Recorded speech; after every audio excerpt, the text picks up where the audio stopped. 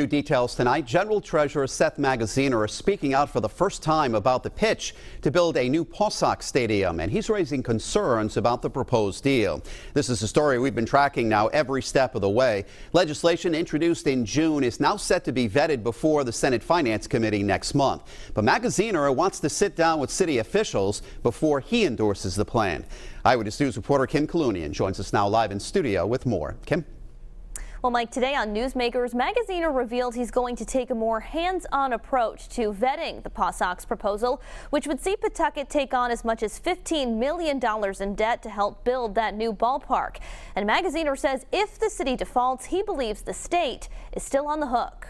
Was very rushed. Concerns from General Treasurer Seth Magaziner on the structure of the proposed PawSox deal. The PawSox is an important Rhode Island institution. We all want them to stay. The question is whether the deal as proposed is a good deal for taxpayers or not. On Newsmakers Friday, Magaziner expressing concerns about Pawtucket's finances and whether the state would still be on the hook should Pawtucket default. In the debt study that we did, no surprise, the liabilities of the city of Pawtucket are very high.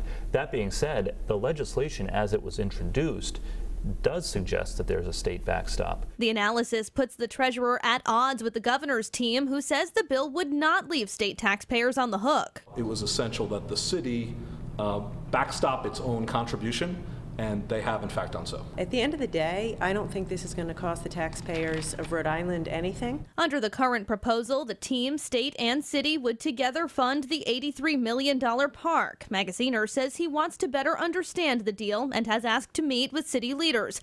In a statement, Pawtucket Mayor Donald Grebian's chief of staff says, quote, "The mayor looks forward to meeting with the treasurer, and he's confident the treasurer will agree this is a great deal for taxpayers, and it's critically important to keep the PawSox home in Pawtucket." On Dan York's State of Mind Monday, Senate Finance Committee Chair and Pawtucket Senator William Conley says the bill will be thoroughly vetted. We need to ensure that every part of the package is looked at carefully and every part of the package is sustainable. And while many state leaders have been reticent to offer vocal support of the PawSox plan, Attorney General Peter Kilmartin, a former Pawtucket state rep, is now trying to marshal support for the deal, saying in a newsletter he can see no downsides to the project and thinks the bill should be passed. Live in studio, I'm Kim Kalunian, Eyewitness News.